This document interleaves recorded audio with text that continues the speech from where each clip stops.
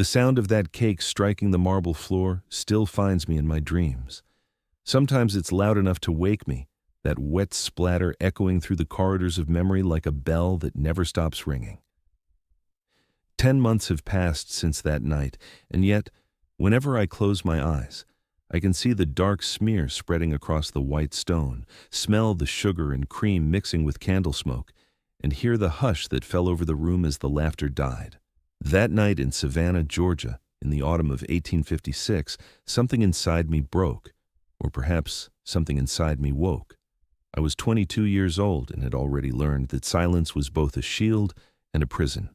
For 5 years I had served in the grand house of Mrs. Victoria Ashford, performing my duties with the grace and precision that her name demanded.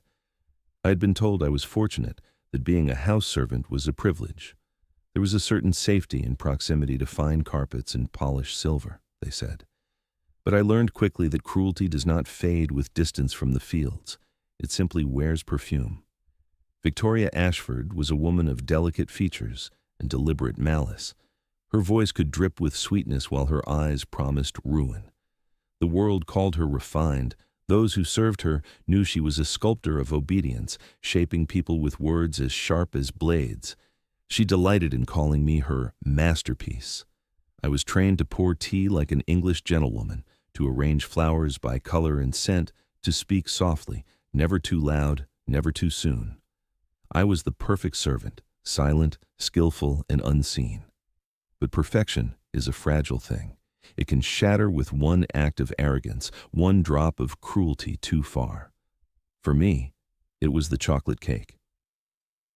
On that October evening, the dining room had gleamed like a jewel. The table was dressed in white linen and candlelight. Silver shimmered like frozen moonlight. Victoria had invited 8 of Savannah's most powerful women for what she called an evening of refinement. I remember the way the air smelled, like roasted meat, perfume, and pride. I had arranged every flower, polished every glass, and checked every setting twice. Martha, our cook, had spent the day sweating over the stove, coaxing perfection from flour, butter, and sugar. She was the one who warned me that morning, her voice low as she kneaded dough. "That woman's got a look in her eye, Grace," she said. "You be careful tonight. I've seen that look before." I'd smiled faintly, the way one smiles when there's no safe answer. "I'm always careful," I said, and I meant it. For 5 years I had learned how to step exactly where I was told, how to exist without offending, how to make myself small enough to survive. But no amount of care could have saved me from what Victoria planned. I remember how the guests arrived, one after another, their carriages crunching over the gravel drive, the lamps casting golden pools of light over satin gowns and jeweled collars. They entered laughing, greeting one another with the soft, false warmth of women who compete for the same crown. I knew each of them by name long before that night. Mrs. Beaumont with her powdered curls and sharp tongue, Mrs. Caldwell with her restless hands and darting eyes, Mrs. Thompson whose laughter always carried too loud, and the others. 8 names, 8 faces, 8 witnesses to what would become my turning point. I served them silently, moving through the candlelight like a shadow that belonged to no one. Their conversations drifted around me, gossip, complaints, idle cruelty disguised as refinement. Victoria sat at the head of the table, radiant in silk the color of frost, her every gesture calculated. She was in her element that night, presiding over her court of privilege, drinking in their admiration like wine. When Mrs. Beaumont complimented her on my manners, Victoria's eyes found me across the room. That look, a flicker of amusement mixed with something sharper, sent a chill through me. "Training," she said, her tone sweet but her gaze cold. "True refinement requires creativity. Sometimes one must demonstrate exactly how obedience is achieved." Her words slid through the air like a knife hidden in velvet. The other ladies tittered nervously, unsure whether to be amused or appalled. I stood still, my head bowed, my pulse pounding in my ears. I knew that tone. It was the sound of danger. By the time dessert was to be served, the air had grown heavy with heat and tension. I carried Martha's masterpiece, the chocolate cake, layered and gleaming, crowned with sugar flowers that looked too real to eat. The room hushed as I entered. Every eye followed me, and I felt their gaze like weight pressing down. Victoria rose slightly, lifting her glass as though to toast. Then, so gracefully it almost seemed accidental, she reached across the table and brushed her arm against mine. The cake slipped. Time fractured. I watched it fall in perfect silence until it struck the marble floor with that sound, the sound that still wakes me. For a heartbeat, no one moved. The air hung still and electric. Then, Victoria's hand went to her chest in feigned shock. "Oh, my dear Grace," she exclaimed, "how terribly clumsy of me! Look what has happened." Her eyes met mine, and behind that mask of sorrow was triumph. I had seen that look before, the look of a cat that has cornered a bird and is savoring the moment before it pounces. She had planned this. The cake, the guests, the setting, every detail had been arranged for this single act of humiliation. I knelt instinctively, reaching for the shattered pieces. "I'll clean it, ma'am," I murmured, though my voice trembled. Her answer came soft and cruel as silk. "No, Grace, not with your hands." The words froze me. When she spoke again, her tone carried the kind of authority that allowed no refusal. "Show my friends how a proper servant cleans her mistakes. Crawl, Grace. Use your tongue." The room went silent. I could hear my own heartbeat and the faint crackle of the candles. I remember the faces around the table, some shocked, some fascinated, none intervening. That was the moment something in me shifted. Something ancient and furious stirred beneath the layers of obedience and fear. As I lowered my head toward the marble, I felt a strange calm settle over me. The part of me that still sought mercy was dying, but something sharper was being born in its place. The taste of sugar and stone filled my mouth, and in that taste I found clarity. I would survive this night, but Victoria Ashford and every woman who watched would not survive me. If cruelty were a craft, Victoria Ashford would have been its master artisan. She dressed it in lace and named it refinement. She taught me to tie a perfect bow, to fold a napkin into the precise angle of a fan, to pronounce French dishes as though I belonged in a Parisian salon. Each lesson was given with the same soft voice that had no room for contradiction, a voice that could read a reprimand like a lullaby and make you thank the hand that struck you. She called me her masterpiece. The flattery was a trap. Praise was how she measured control, a compliment, then a test, then a correction. Once you learned to crave the compliment, you learned to distrust everything it hid. She taught me to carry a tray so steady the silver seemed suspended, to walk the room without making a sound, to anticipate a guest's need before a word was spoken. She taught me to be invisible by teaching me to be indispensable. There was a perverse generosity in how she educated me. Where other mistresses left servants illiterate and voiceless, Victoria prized an educated household slave. She liked the novelty of a girl who could read the morning paper and recite the latest poem, who could arrange flowers into an English garden and embroider a table runner with near-imperial skill. Perhaps it comforted her to believe that by raising me above my station, she could demonstrate the reach of her influence. Or perhaps she simply enjoyed the power of creating something rare and then wielding it like proof of her superiority. I learned from books hidden in Edmund's study, not from the front-room lessons she gave in satin. When the house settled into its predictable rhythms, I would linger near the study door until the staffiel footsteps receded, and then, with hands that had learned discretion, slip a folded page into my apron. Night after night, I taught myself the things Victoria thought she had given me as a gift.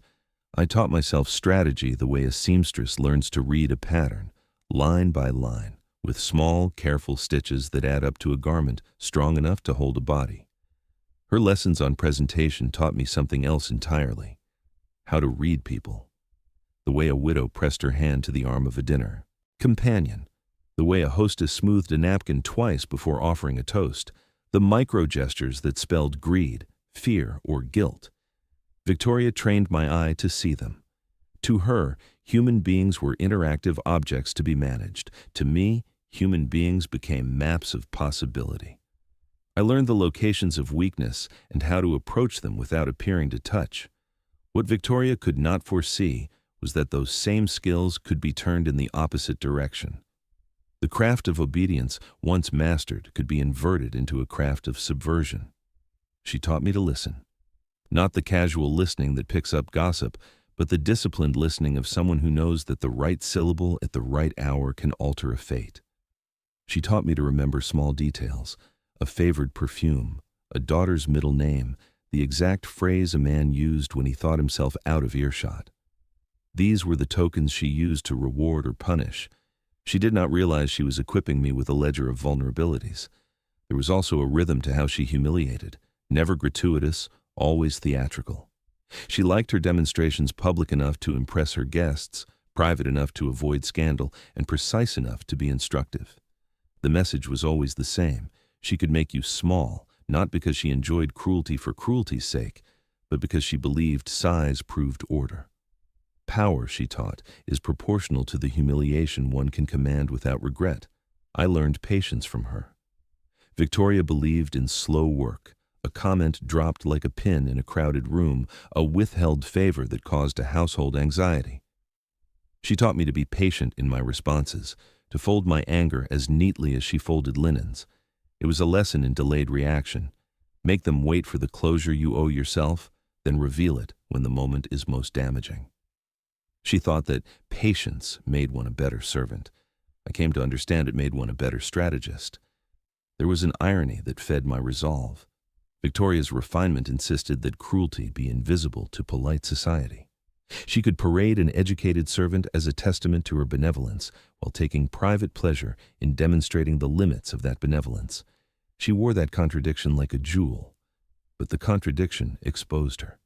If her goodness required a stage and an audience, then the removal of the curtain might reveal something ugly beneath the costume. So I began to practice the ways of a hunter who had once been prey.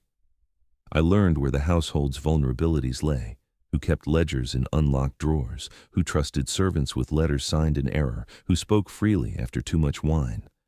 I listened for the private admissions that drifted from parlor to parlor like moths to lamplight. The enslaved people around Savannah had always traded rumors and survival tips. They had mouths that stitched communities by memory. I turned that seam into a network. I was careful. I was methodical. I never allowed a single piece of information to rest on one tongue. Corroboration became a habit, not an afterthought. Martha, Samuel, Thomas, each had been given roles not simply for convenience, but for the intelligence they could gather. Martha bended the kitchen into a listening post. The cook's table was a repository for overheard grievances and whispered bargains. Samuel, working the stables, had eyes that watched carriage comings and goings. Thomas's sister worked for Mrs. Caldwell and came home with sighs that unfolded into confessions at night. I collected all of it the way others collected silver, with an accounting mind and a steady hand. At times I drew maps in my head, no paper, no trace, just pathways of connection and pressure points. If Mrs. A liked to visit a certain apothecary, that apothecary's accounts would become useful. If Mrs. B wrote letters in cipher to a paramour, then the pattern of their departures would reveal the rhythm of her guilt. The mechanics of power were always the same. Secrecy makes sin useful. Uncover the secret, and you make the useful useless. Still, the work of acquisition is hollow without a plan for use. It was not enough to know. Knowledge had to bend toward purpose. I would not be content with petty reprisal. I wanted a reordering, an education for those who had taught me to believe I had no mind to educate. I wanted them to understand that refinement without conscience is only a veneer. Remove the veneer, and all that remains is whatever the heart beneath it has built. Victoria always said refinement was an art. I would prove her right. I would compose a demonstration so fitting to her own aesthetics that even she, in her most theatrical self, would appreciate the symmetry. But my demonstration had its own rules. No gratuitous cruelty, no wanton bloodshed. It would be a lesson that left a record, not an act that could be written off as madness. It would be surgical, public enough to be undeniable, private enough to cut where pride lived. That night, after the guests left and the house hummed with the small noises of restoration, I sat alone by the scullery light and drew the first lines of the plan.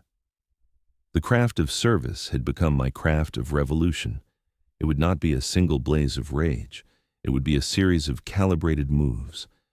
I had Victoria's lessons inside me: language, timing, presentation, and I would use each as a blade cut with care. The artist had made her masterpiece.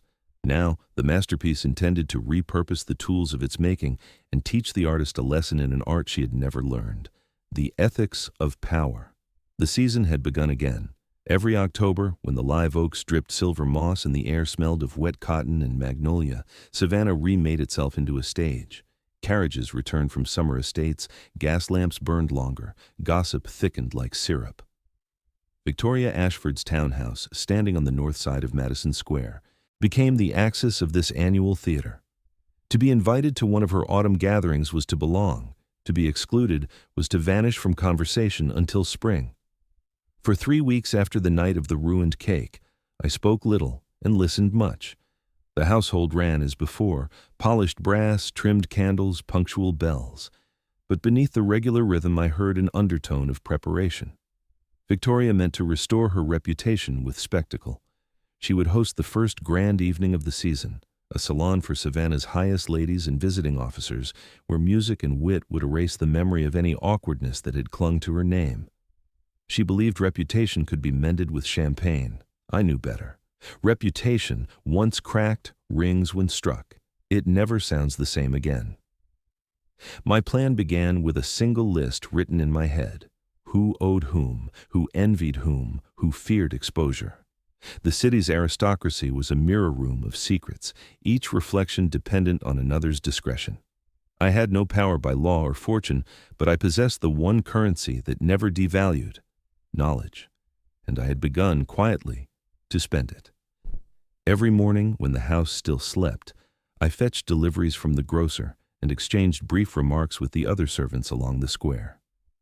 We shared ordinary chatter: the weather, the shortage of imported coffee, the rising price of silk. Hidden inside those small talks were threads of information: a merchant's overdue accounts, a colonel's gambling debts, a widow's pending engagement. Savannah's gossip was a river that never stopped flowing. I had only to dip my hands into it. By afternoon, I moved through the rooms with practiced invisibility. I dusted pianoforte lids while gentlemen discussed railway shares, folded napkins while ladies rehearsed grievances. They forgot I was there. Or rather, they remembered me only as part of the furniture. That was their mistake.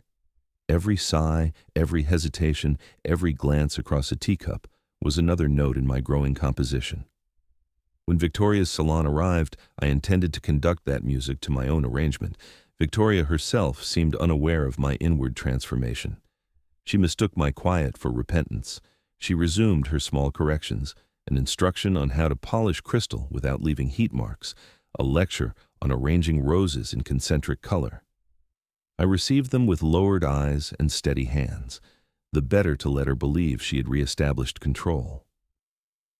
She spent afternoons planning her guest list, dictating invitations on heavy paper embossed with gold leaf. "The Caldwells, of course," she murmured, "and Colonel Whitby. His uniform brightens any room. We shall have the Whitakers for contrast. Their new fortune requires validation." She smiled at her own cleverness, and perhaps Mrs. Beaumont, though she is nearly impossible when ignored. I wrote each name carefully, pretending to misspell so she would watch over my shoulder. While she corrected me, her reflection in the mirror revealed every flicker of anxiety. She wanted admiration, but she feared ridicule more. I filed that away as neatly as I filed her stationery. 2 evenings before the event, I requested permission to oversee the kitchen preparations, an offer that appeared dutiful, but served another purpose. I needed access to the back entrance and deliveries. When the fishmonger's boy arrived, I passed him a folded note with his coins. The note contained nothing incriminating, only a request that would seem mundane. "Deliver 2 extra bottles of Madeira to Mrs. Beaumont's house, marked from Mrs. Ashford, compliments." The next morning, half of Savannah's elite would whisper that Victoria sought to curry favor with Mrs. Beaumont before the salon. By the time the misunderstanding was untangled, the evening's fragile harmony would already tremble. It was not malice for its own sake, it was strategy. Victoria believed her gatherings were built on charm. I knew they were balanced on vanity. Disturb the vanity, and the charm collapses. On the afternoon of the salon, the Ashford house bloomed with activity. Footmen hung garlands along the staircase, musicians tuned instruments in the drawing room, the kitchen exhaled the fragrance of roasting quail and sugared pears. I moved through the bustle like a ghost wearing a borrowed body, visible, necessary, unseen. When the last silver tray gleamed and the candles stood at attention, Victoria descended the stairs dressed in palest lilac, diamonds at her throat like frost. She paused before the mirror and regarded me behind her reflection. "You've learned your lesson, I trust," she said softly. "Yes, ma'am," I answered, smoothing the cloth on a side table. It was the truth, though not in the way she imagined. The first guests arrived at 7. Hooves struck the cobblestones outside, carriages hissed, laughter floated up the stairwell. The drawing room filled with the city's chosen, merchants with polished manners, officers in gleaming buttons, women whose conversations sparkled as dangerously as their jewelry. The air carried perfume and intrigue in equal measure. I served them in sequence: champagne, canapés, a quiet word of welcome rehearsed from Victoria's script. Meanwhile, the rumor I had released earlier rippled through the crowd. I saw Mrs. Beaumont's eyes sharpen when Victoria approached. I heard a muttered question, a delicate denial, a polite retreat. A hairline crack, invisible to most, began to spread. Music followed, an aria performed by a visiting soprano whose voice could shatter both glass and ego. As she sang, I circled the room, refilling glasses, collecting fragments of conversation. I noted who looked bored, who glanced too often at the doorway, who whispered when Victoria turned her back. Each observation was a pin placed carefully in a map. I would trace those lines later, connecting names to motives. Then came the toast. Victoria lifted her glass and addressed the company with that practiced blend of charm and self-assurance. "To refinement," she declared, "the art by which civilization proves itself worthy of grace." The room echoed the word, grace, and laughter flickered like candlelight. My own name hung in the air, unspoken yet unmistakable. I felt heat rise behind my ribs, but kept my face serene. Let them have their moment. Every toast is a beginning, not an end. As the evening deepened, rain began to patter against the windows. The sound mixed with the violin's long notes until the entire house seemed to hum. Guests drifted from conversation to conversation, forming and dissolving alliances as easily as sugar melting in tea. I watched Victoria at the center of it all, radiant, certain she had restored her dominance. What she did not see was the shift in the room's current, the small awkward pauses, the uncertain glances, the guests who excused themselves early under polite pretexts. A social gathering, like a delicate lace, can unravel from one pulled thread. By midnight, when the final carriage rolled away, Victoria exhaled triumph. "Flawless," she murmured, not a whisper of discord. She looked at me as if to confirm the universe's order had been restored. I curtsied and replied, "Yes, ma'am." But in my mind, I was already walking through the map of new fractures, noting who would question whom in the morning, whose confidence in her would waver, whose loyalty would tilt toward advantage. Revenge, I had decided, was not a single act. It was a climate you cultivated until your enemy mistook the coming storm for fine weather. I had come to regard reputation as a kind of glass, thin, polished, and dangerously apt to reflect what you most wanted to believe. Victoria polished hers daily, buffing away any speck that might mar the shine. She arranged her guests with the same care she arranged flowers, the right bloom opposite the right leaf, the right compliment balanced with the right restraint. To see her stumble once was to know how fragile that glass could be. To make her stumble twice would be to introduce a permanent flaw she could not mend with lotion and laughter. The first crack I made was small, precise, and surgical. Not the roar of scandal, but the barely audible click that begins a splitting when no one is watching. It had nothing to do with spectacle and everything to do with trust. I did not aim to humiliate in public. I aimed to alter the ledger of favors and debts that kept her court functioning. Once the currency of the salon became uncertainty, everything dependent on it would wobble. I began, as all good manipulators do, with a question that looked like care. Mrs. Beaumont was the obvious place to start, brash, elegant, and secretly vulnerable to rumor. The night of the ruined cake had left her with a memory she preferred to keep tidied away beneath coy laughter and recalibrated social calls. She believed herself immune. Women of her station are very good at convincing themselves that consequence belongs to other people. I had already sent a whisper through the city by way of a fishmonger's boy and a misdelivered note. Now I needed to show that the whisper had teeth. I met her in the Ashford garden just after dusk, where the maze of clipped hedges hid the world from itself. The air smelled of damp soil and hope. She arrived wrapped in tulle and affect, but when she saw me there, alone and waiting, an edge creased her voice. "You wish to speak, Grace?" She said my given name the way one pronounces a title, distancing, faintly condescending. It was exactly the tone I wanted. "Yes, ma'am." I kept my head bowed in the way we had practiced all my life. It made people offer reassurance without realizing they had surrendered it. "A moment, if you please." We walked between the yew and the boxwood in silence until she finally asked what she was certain I could want. She expected money, or perhaps the flattery of being remembered by a woman of service. When I told her I needed her help, she smiled as if the very idea was comic. She did not realize the power that sits inside the word help, how easily it can be shaped into a demand. I did not threaten her at first. Threats are exercises in clumsy force. I preferred the quiet gravity of implication. "There are complications, Mrs. Beaumont," I said. "Delicate things, little errors that might upset certain people if they were known." I let my voice be small, as if I were asking forgiveness. Her eyes narrowed. She shifted her weight like a woman considering her reflection in a glass that might tilt. She asked which complications. I produced a folded sheet, nothing but careful handwriting, dates, times, a notation or two. It was not a paper that spelled ruin in a single line, but a document that suggested patterns. Attendance at odd hours, stolen letters, late-night visits. Her breath caught. "Where did you get this?" she whispered. "Enough to ask you to cooperate," I said. "A little money, for travel expenses, and your discretion. Help me, and you will have what you need to continue as before." The bargain was simple and polished. She saw the choice as a purchase of silence. Pride is expensive, and she paid it gladly. She promised, trembling slightly, and pressed a coin into my hand before she hurried home to the warm certainty of her carriage and her dress. The next day, in small, imperceptible ways, the air in Victoria's salon changed. When two women exchanged the same story that used to glimmer with certainty, there was now a hesitation at the edge, as though each kept a private ledger open to double-check what the other had claimed. Small pauses forced by doubt lengthened like cracks.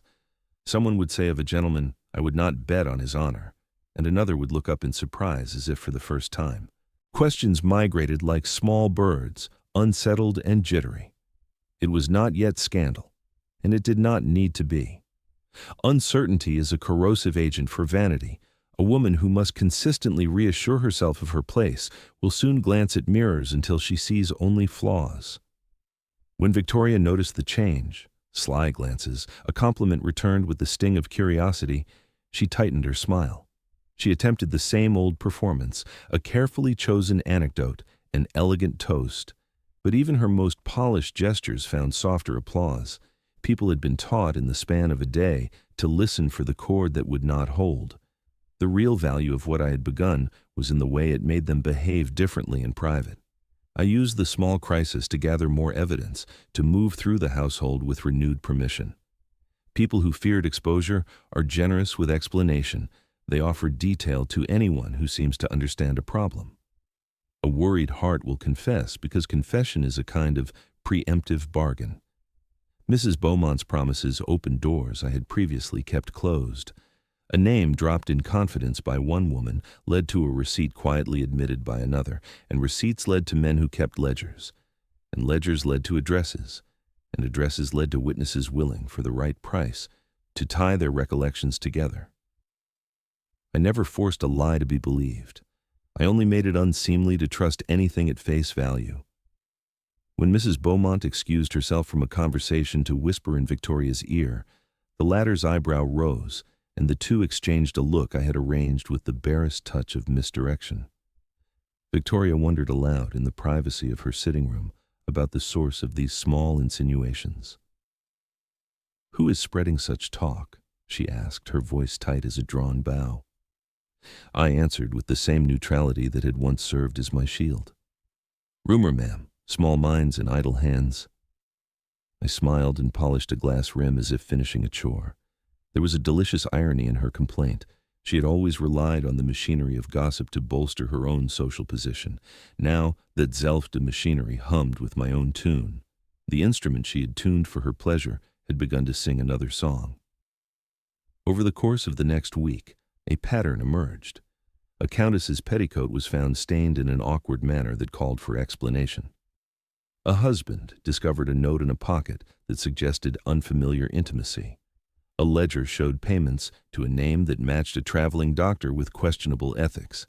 Each incident was small by any measure, but in collection they formed a narrative, a set of inconsistencies that suggested moral slippage. The salon's conversations, once fluent with self-assurance, became halting and self-aware. Women who had once delivered scathing aphorisms now paused before they spoke, measuring consequences like currency. The point of the first crack was never to topple the house at once. It was to teach the mirror to reflect differently, to make people look at themselves with a new, less flattering light. When Victoria finally came to me in private, her voice thin as paper, asking who had the gall to unsettle her guests, I answered with the truth she least wanted to hear. "You taught them the lesson, ma'am. You taught them that power is proven by the ability to command silence. I merely showed them that silence can be purchased by others as well." Her mouth tightened. For a moment I thought I saw her truly cut, as if the small fissure I had opened had reached the inner glass she kept polished with compliments. She had always believed the world could be steadied with performance, with a well-timed smile and a correct invitation. I had shown her that performance is only as safe as the audience's conviction. Remove their conviction, and the act falters. The salon remained standing, its chandeliers still bright. But the reflection in its grand mirror had a hairline fault now. That small crack caught the light and scattered it in ways Victoria could not control. It was only the beginning, but beginnings are often the most dangerous things. Once a crack appears in a mirror, the eye never quite trusts its own reflection again. And that distrust, the quiet, gnawing doubt, was precisely the instrument I intended to play to a final devastating chord. The cake was not simply a dessert, it was a punctuation mark in my life. It was the moment that separated what had been from what could be. Even now, when I try to name the exact instant the old Grace died and the new one was born, my mind returns to that noise, the soft sound of sponge and frosting striking marble, the way it flattened like some small ruined promise underfoot. People remember events for what they are on the surface, but the private reader knows the true import lies in what ripples outward afterward, how habits change, how glances are recalculated, how people rearrange themselves in a room like pieces on a board. After the cake, I returned to work with hands that did not tremble. My body performed the tasks I had always done, polish the silver, fold the linens, pour the wine, but inside, my thoughts moved with a new economy. There was no theatrics in my temper. There was bookkeeping. Each slight from Victoria, each pointed compliment that masked a cut, was written down in a ledger I kept in my head. Not one insult was wasted. Not one patronizing smile went unnoted. The cake was simply the last line that made my sums add up. That night, when the house had finally quieted and the servants had retreated to the barracks of their small, sensible rooms, I sat at the scullery table under a single lamp and folded the plan into shape. Martha brought a cup of tea and sat opposite me, her hands wrapped around the heat as if for warmth. "You're quieter than you used to be," she observed, not unkindly. I looked up and smiled so that it would seem ordinary. "I have much to think about," I said. She regarded me a long while. "You can't unmake what was done to you, child," she said finally. "You can only decide what you do next." Her words were practical and true. Revenge, I decided, would not be a tantrum or a spectacle of violence. It would be an education delivered like a curriculum, slow, methodical, and structured so that each lesson reinforced the last. The wrong done to me had been performed for an audience. My counter would also require an audience, but it would not be spectacle for spectacle's sake. It would be clarity, evidence, and leverage. Shattering pride is easy when you hold the ledger of truth. The first currency I needed was time. The second was corroboration. Third, resources. I began to assemble each in turn. Time came from routine. Indentured life offers a strange advantage. You know patterns. You know what hour each footman closes the shutters, which carriage returns late from a neighbor's ball, what conversations spill over after too much port. I used the knowledge Victoria had trained me to notice, the little habits that reveal a soul's weaknesses.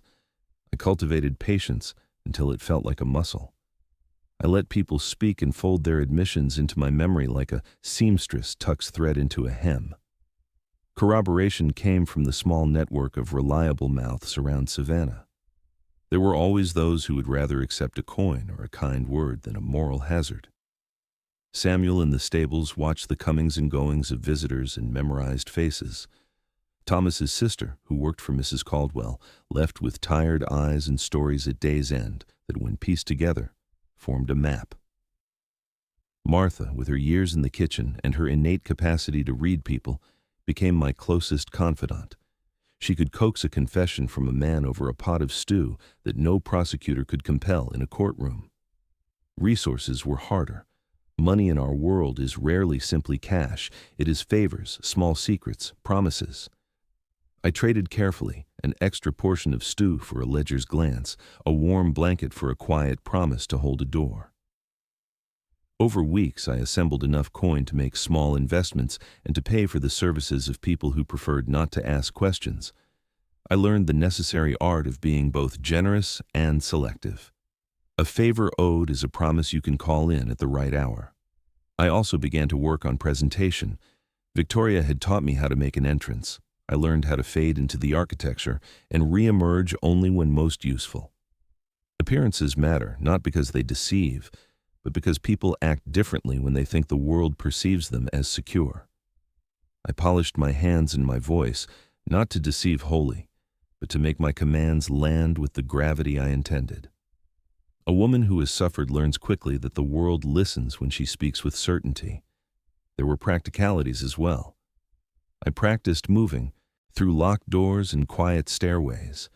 I learned the stick of a window latch, the habits of a night watchman, the roots of the coachman. I marked the times the parlor shutters were closed and when servants retired, so that later maneuvers could be timed with care. Knowing the daily choreography of a house is an advantage no ledger provides, but the core of my plan was not in tricks or in theft. It was in converting the arrogance of the city's elite into vulnerability. Vanity is the most reliable hinge on which a person's downfall swings. Women who believed themselves above reproach guarded their reputations as zealous priests guard relics.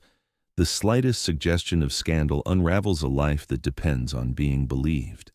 It is easier to move a house of cards by blowing on the bottom than by tearing the topmost card. So I began to test the seams. A misdelivered note here, a subtle question posed in the kitchen there.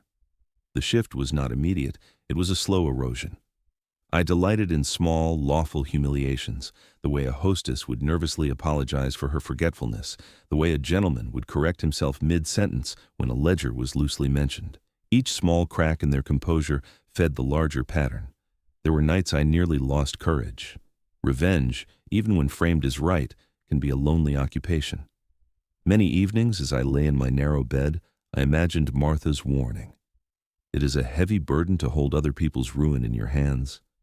I thought of Grace the girl and wondered if in sharpening the instruments of justice I might also lose a thread of my own softness, but then I would remember the look in Victoria's eyes, the casual cruelty that had spiked the cake into a lesson, and I would feel the ledger balance more clearly. This was not only for me. It was for the quiet ones who had been told to be grateful for small mercies. It was for those who had been reduced to invisible work while their betters drank to their own refinement. If education could be used to make me useful, then education could be wielded to make them accountable. By the time the next season's invitation circulated, I had built more than plans. I had built momentum. And momentum, once gathered, is a force that does not easily stop. My ledger of slights had become an inventory of leverage. The memory of the cake had become the engine of something larger, a campaign of exposure tied not to bloodshed, but to proof and pressure, and to the slow, inevitable decay of a reputation that depends on untested assumptions. When the next dinner bells rang, and Victoria took her place at the head of her table, she believed herself restored. She did not yet know that the cake had done more than splatter onto marble. It had set into motion a patient and deliberate unmaking of the order she so carefully curated. I smiled as I passed the plates, and the smile hid an account being kept with the utmost care. Morning in Savannah has a cruel way of pretending that nothing ever happens. The air smells of magnolia and salt, sunlight folds through the curtains like warm silk, and the houses, those fine brick monuments to gentility, stand as if the world beneath their polished floors were not rotting. I rose before the bells rang, tied my apron, and went about my chores as though the previous night had not redrawn the boundaries of my soul. The cake, the whispers, the false apology, none of it had left my mind, but I'd learned something that evening. Silence is sharper than outrage. So I worked in silence. I polished Victoria's silver until I could see my reflection, and each time I caught my eyes staring back, I saw a different woman emerging, colder, clearer, deliberate. By noon, the guests who had lingered over breakfast finally left. I watched them step into their carriages, women who prided themselves on moral conduct, unaware that the stories they told about others were the very seeds of their undoing. I had gathered enough from their careless talk to begin threading my first line of retaliation. Victoria called for me that afternoon. She sat near the parlor window, sunlight catching the rim of her glass. The gesture was casual, too casual. "Grace," she said, "I hope you've learned that composure is a virtue." I curtsied. "Yes, ma'am." She smiled that perfumed smile. "Good. Because people of refinement value dignity. You'll find it keeps the world orderly." There was something almost tragic about how sincerely she believed her cruelty was a lesson in decorum. I nodded, kept my voice soft. Inside, I was cataloging her words, tone, and posture. She thought she was teaching me civility. She was teaching me precision.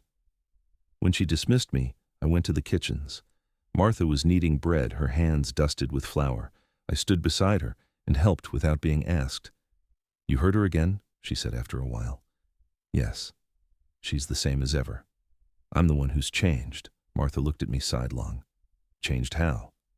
"I've stopped believing that good behavior wins mercy." The old woman paused, her hands resting on the dough. "Be careful, Grace. Bitterness grows fast down here, faster than weeds." "I'm not bitter," I told her. "I'm studying." And that was the truth. In the months that followed, I studied the city as if it were scripture. I listened to merchants' gossip when I delivered orders. I watched how Victoria's friends interacted, who laughed too quickly, who drank too much, who clutched their handbags a second too tightly when debts were mentioned. Savannah's upper circle was built on silk and secrets. A single tug could unravel the entire embroidery. I began keeping notes, coded, discreet, hidden under floorboards, tucked behind cleaning supplies, folded into prayer books no one opened. Each entry was a thread in the tapestry I planned to unweave. One night, a storm rolled in from the sea. Thunder cracked over the rooftops and rain rattled the shutters. Victoria was at a soiree, leaving me in charge of the house. I sat by the kitchen window, watching the water streak down the glass like melted silver. Martha joined me with 2 mugs of coffee. "She'll be late," she said. "Roads will flood." "I hope she's careful," I said. Martha laughed quietly. "Do you?" I smiled faintly. "Of course. She has much left to see before her world changes." Lightning flashed, illuminating the room in white. In that moment, I realized how ready I felt, not for violence, but for symmetry. Every cruelty deserved its reflection, and reflections are patient things. They wait until the light shifts. By the time Victoria returned, drenched and furious about a ruined dress, I had already written the first letters. Anonymous notes hinting at rumors among her circle, small tremors to test who would crack first. I left no trace, but I watched carefully. Within days, I saw how fear traveled. One lady avoided another, whispers thickened in drawing rooms. A chain reaction had begun, all born from my silence. Still, I did not hurry. Revenge is like yeast. If rushed, it collapses. So I smiled, polished, served, and waited. Every evening, as the bells tolled from the cathedral across the square, I stood by the window and counted the space between them. That silence, the pause before the next sound, was where my new life lived. In that silence, I rehearsed the future. I saw the gatherings to come, the faces that would flush with exposure, the quiet disintegration of social grace. I felt no guilt. To reveal truth is not cruelty. It is justice, spoken in a language the polite pretend not to understand. The bells always resumed, breaking the hush, but I no longer flinched at their sound. I had learned to live in the spaces between, where plans take shape unseen. And in those spaces, the foundations of Victoria's perfect world were already beginning to crack. They say the summer months in Savannah can smother the breath out of a person, but the heat never bothered me as much as the waiting. Waiting, I learned, is an act of creation. It's where schemes mature, where emotions ferment into clarity. Each dawn came the same, the pale blue light seeping across the shutters, the cicadas waking, and the faint clatter of carriages outside. But beneath the sameness, something had shifted in me, a steady, deliberate pulse that whispered, soon. For 3 months I played the role expected of me. To anyone watching, I was the same composed attendant Victoria had always trained me to be. My hands were steady, my tone even, my gaze respectful. But beneath that calm exterior, every gesture was a reconnaissance mission. I observed, listened, and memorized. Every guest that crossed her threshold carried a story stitched into the folds of their silks and the timbre of their laughter. My task was simply to learn the language of their secrets. Victoria, for her part, was radiant in her self-satisfaction. She mistook my obedience for repentance. Her cruelty had not softened, only grown subtler, refined. She fancied herself merciful for the very acts that once would have humiliated me. That delusion was her blind spot, and I nurtured it carefully. Martha was the only one who suspected the depth of what I was planning. She watched me one morning as I arranged flowers in the parlor. "Your hands tremble less these days," she said. "I've found a rhythm," I replied. "That rhythm sounds like plotting," she murmured. I smiled faintly. "Maybe. But plotting can be a form of prayer, can it?" She shook her head, though her lips twitched with something that wasn't quite disapproval. "Just don't let it consume you, Grace. Vengeance is a hunger that never feels full." "I don't plan to feed it," I said softly, "only to finish it." And so I began building my network more carefully.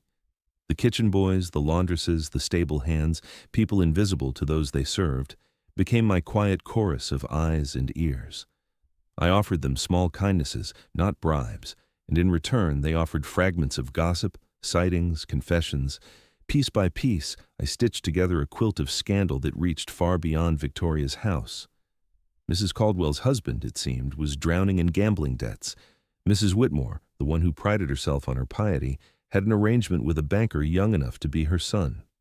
Even Victoria's cousin, the ever-composed Lady Beatrice, had purchased her jewels with money that was not entirely her own. Every secret was a thread, and I held them all. But collecting secrets was not enough. They had to be timed, woven, and released like music.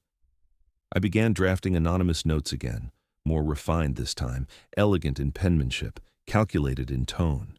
Each one whispered doubt, suggested betrayal, implied that someone close had spoken. I did not invent lies. I simply directed the truth. The first ripple appeared in mid-July.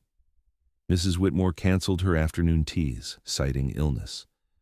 2 weeks later, Mr. Caldwell's name was being muttered in every parlor for reasons no one dared state outright. And through it all, Victoria seemed blissfully unaware that her empire of grace was fracturing from within. At night, I would sit by my small window and watch the city flicker in candlelight. Somewhere out there, reputations were beginning to tremble. I could almost hear the tension in the air, like the drawn breath before thunder. But what fascinated me most was not the chaos. It was the stillness before it, the way people clung to composure, even as the floor beneath them shifted. I thought of Victoria often during those nights.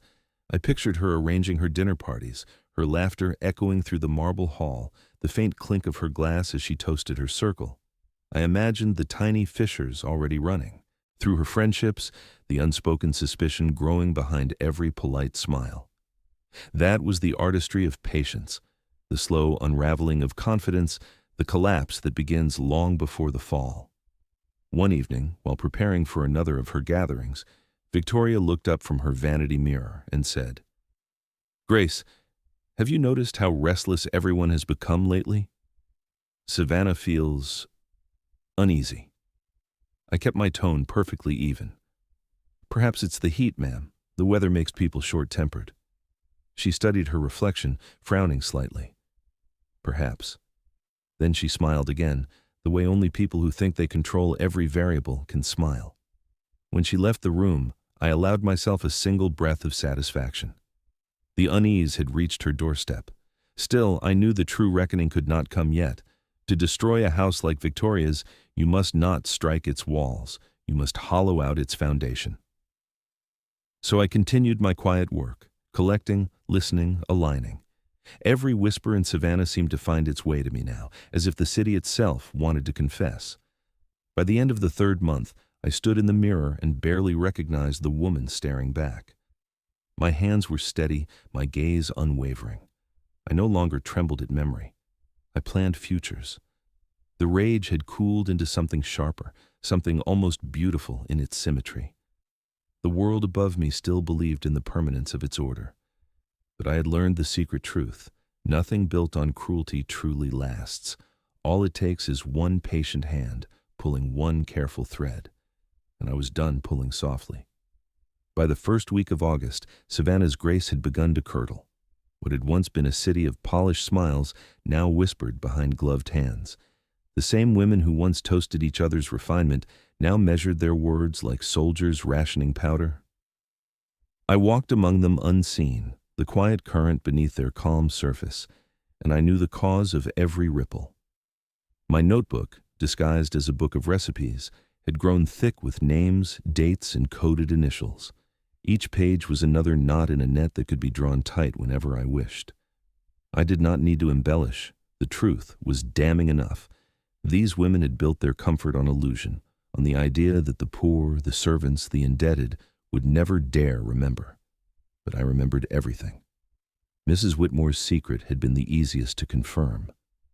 One of her correspondence letters fell from a carriage pocket when she left Victoria's luncheon, sealed with a ribbon too delicate to survive humidity.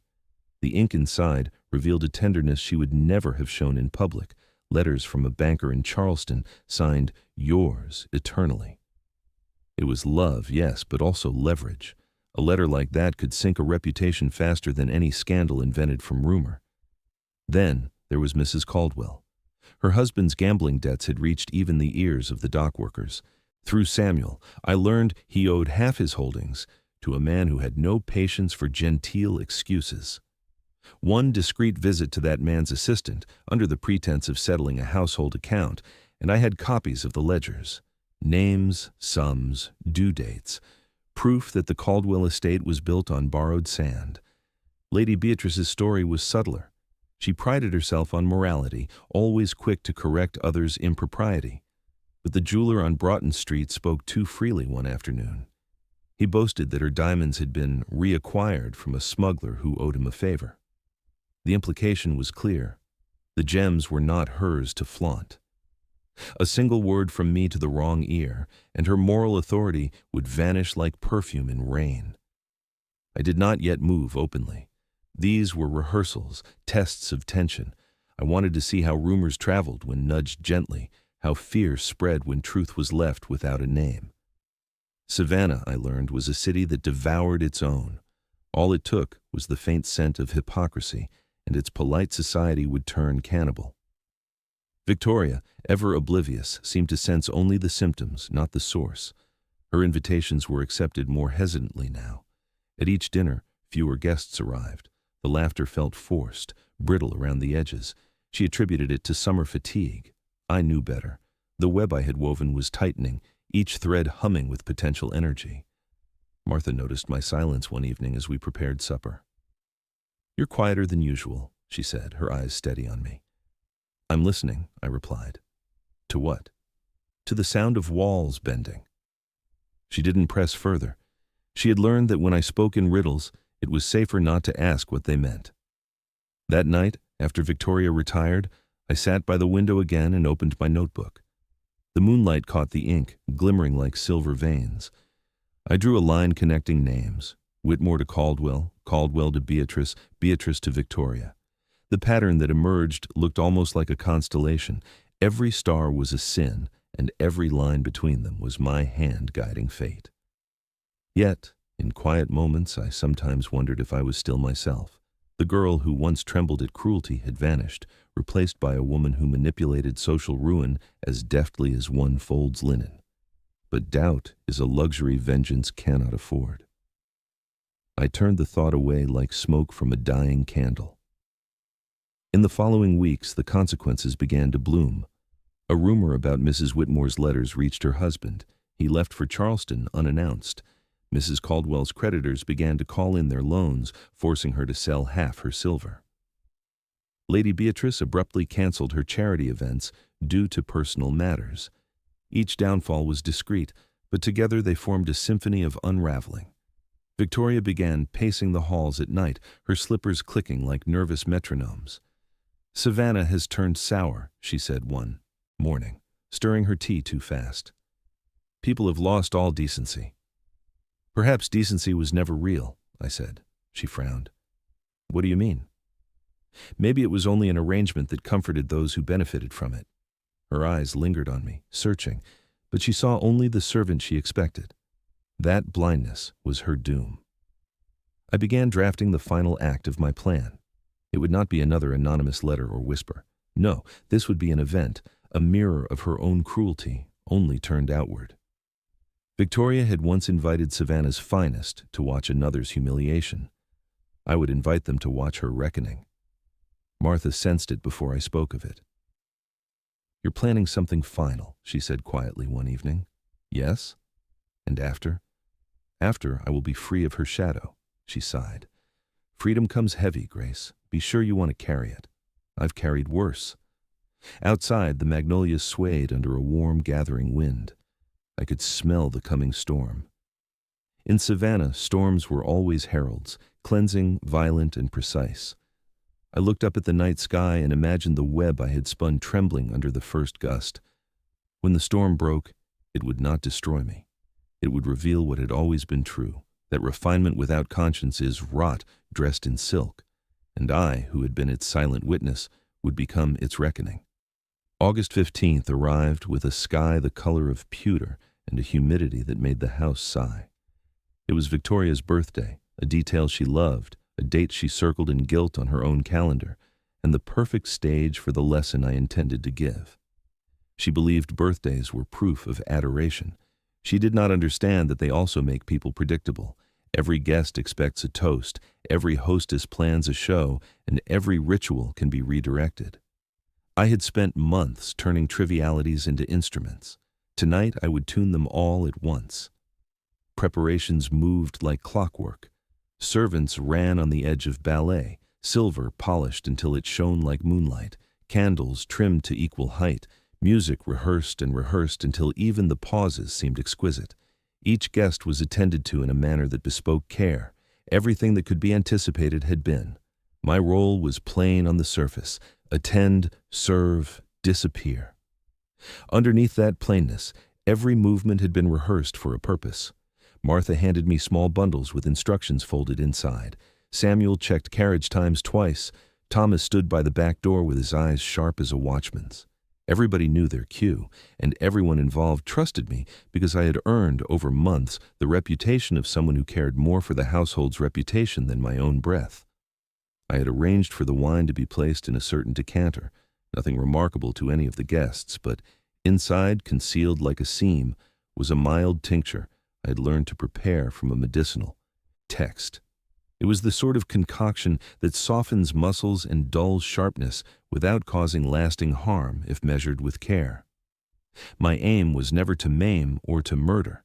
It was to level the field so that words, evidence, and presence could do the rest. Victoria would remain present to see what she had wrought. She would not be absent or dead. I required witnesses, not corpses. The guests arrived in their accustomed procession, silk, lace, gloved fingers, and enameled smiles. They took their places beneath crystal chandeliers that threw light like rain across their collars. Victoria moved among them like a queen in a procession, luminous and certain. She spoke of new gloves and the latest salon gossip, and everyone applauded because that is what habit teaches people to do when someone plays their role well.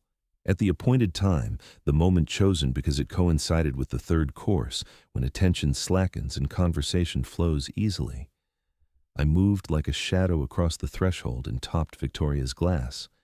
She raised her voice in a toast just as I withdrew, the warmth of the room swallowed by the hush of an audience expecting a show. For a few minutes, nothing unusual happened. People smiled, sipped, and continued their repartee. Then, as the tincture took the merest hold, dissonance crept in. A hand that trembled slightly, a phrase slurred with the smallest softness, a hostess who blinked too often. The room noticed, and curiosity sharpened into concern. That concern was the instrument I had been tuning. I stepped forward and offered assistance with a calm that surprised even me. "Perhaps you should rest, ma'am," I suggested softly, and her face registered the correct note of embarrassment and worry. It was easy then to guide her into an armchair placed at the edge of the room, positioned so she could watch without being the center. We moved her there with a dignity that preserved appearances. I wanted her to be the observer who could not intervene. Once she was safely seated and attended, I set the other pieces in motion. I presented a portfolio, leather-bound and heavy with evidence, receipts, letters, dates, witness notes, a ledger or two. I made my voice steady and formal, as if reading an elaborately composed lecture. "Ladies and gentlemen," I said, "you have watched me serve for years. Tonight, I ask you to witness something else, an accounting of debts unpaid and favors unreturned." The words landed like stones sliding into a still pond. Their ripples reached every face in the room. Confusion, then denial, then anger followed. An eddy of emotion that I welcomed. One by one, I addressed the guests I had been studying for months. To Mrs. Beaumont, I presented notes of visits to a certain house at midnight. To Mrs. Caldwell, I showed ledgers indicating financial distress. To Lady Beatrice, I produced a jeweler's account, and to those who had trafficked in other people's trust, I had receipts and witness, testimony. I did not shout accusations. I offered documents and questions. Paper, I had learned, speaks in a register that gossip cannot easily drown out. At first, there was outrage, sharp, immediate protestations. "This is libel," someone cried. "Who would dare?" another demanded. But I had thought of that. For weeks I had made sure that fragments of these truths sat like seeds in various parlor ears, so the moment I presented clear copies, no one could dismiss the claims as invention. My advantage was not rhetoric, but corroboration. The house had become a room full of mirrors. Each face saw its own reflection and felt the chill of exposure. As the revelations unfolded, I directed their humiliations not by humiliating them with spectacle, but by forcing them into confession. A person confronted with evidence sometimes seeks relief in truth. More often, they barter. Mrs. Caldwell, confronted with ledgers and threats, admitted to debts and begged for a solution. Mrs. Beaumont, faced with letters and a name she could not deny, offered money and pledges and an embarrassed promise to maintain discretion, pledges I accepted only as bridges to newer leverage. In some cases, like Lady Beatrice, the evidence was so undeniable that silence fell like a heavy velvet curtain. Throughout, Victoria watched like a pupil forced to observe a lesson she had taught and now could not unteach. The sight of her friends shifting uneasily, of their carefully maintained airs crumbling into bargaining and confession, was the precise symmetry I had desired. They had once laughed while another ate from the floor for entertainment. Now they found themselves negotiating like supplicants over their own dignity. Finally, when the air had thinned of shrieks and the room trembled with the rustle of paper and whispered arrangements, I moved to the hearth. I was not done with my lesson. I took up a log with the iron tongs, and as the flames reflected in crystal and I spoke quietly to Victoria. "You taught them how to treat people you deemed beneath you," I said. "Tonight, I have taught them the cost of such lessons. I set the log to the curtains I had previously prepared, not to burn the house in the grotesque ways stories sometimes tell, but to punctuate the evening with a visible, undeniable rupture. The fabric caught quickly, smoke swirled and layered the room in a new element. Panic rose, as planned, but not panic without order. Servants who had been complicit in the months of preparation guided guests to exits I had already coordinated. The goal was never to end in ruin, but to create a moment of consequence they would not forget. Carriages waited, drivers were instructed to stay, keys changed hands to those I trusted. In the confusion, the guests fled, some with dignity preserved, others with faces raw from bargaining. Victoria, still seated and trembling, looked at me as the flames licked higher and comprehension sank into her expression. She mouthed a question I did not answer aloud. Instead, I offered the truth she recognized. You taught them to watch. Tonight, I taught them to be watched. When the last carriage pulled away and the house stood black with smoke but otherwise intact, something vital had shifted. The salon would never again be as it had been. People would think twice before they posed cruelty as entertainment. The ledger I held had become the currency of consequence, and for me, the woman who had once scraped cake from marble to earn a favor, the night was a definitive accounting. I left the house through a window I had prepared, sliding down a rope of sheets into the garden I had tended for years. Behind me, the ash-colored sky glowed faintly with the light of a house changed forever.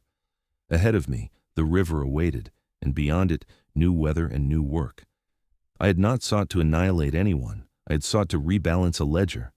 And when I walked away, across dew-slick grass toward the first stage of my freedom, I heard, somewhere behind me, the sound of reputations falling like brittle glass.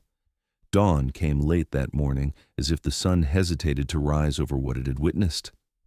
The smoke from Victoria's house still curled above the tree line when I reached the riverbank.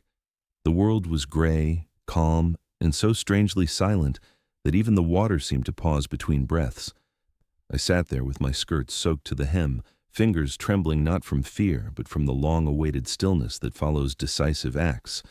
For months I had lived on calculation and pretense, breathing through other people's moods, measuring every word.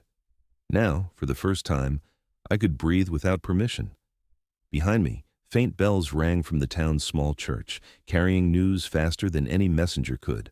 Whispers would be running through Savannah by noon, stories of what had happened in Victoria's house, how the grandest names in the district had been unmasked, how their reputations had turned to dust within a single evening. Some would call it scandal, some justice. I did not care what names they gave it. I knew only that balance had been restored, that the hierarchy she built on cruelty had cracked from its own weight. I washed my hands in the river's edge, watching ribbons of soot drift from my skin. They reminded me of everything I'd endured, the years of serving silently, the laughter that followed me down the hallways, the endless rehearsals of obedience. All that was gone now, absorbed into water that would carry it downstream and away. By midday, I reached the small inn by the outskirts, one that looked out over the marshes. It was quiet and run by a widow who asked no questions beyond the cost of a room. I paid in coins saved one by one over months of restraint. She led me to an upstairs chamber with a small window that faced east. Through it, I could see the house I'd left behind, distant, softened by haze. Smoke no longer rose from it. The fire had been contained before dawn. The world continued, as it always does, but it did not continue unchanged. That evening, I sat by the window and began to write. Every detail of what had happened, the planning, the deception, the reckoning, I wrote not as confession, but as record. People forget quickly when forgetting is convenient, and I intended to make forgetting impossible. My words would ensure that even if the guests rebuilt their facades, the truth would live somewhere beyond their reach. When the ink ran low, I looked out again at the marshes, glowing gold in the late sun. For the first time in years, the horizon looked wide, not like a wall. The fear that had once shadowed every step was gone, replaced by something quieter and steadier. Resolve. Revenge had not given me peace, but it had given me space. That was enough. The following morning, I left the inn at dawn. The road north shimmered with heat even that early, but I walked it without looking back. The world was opening in front of me, small village by small village, each step taking me further from that house and its history. I carried nothing except the ledger of evidence and my journal. The rest I left to time and rumor.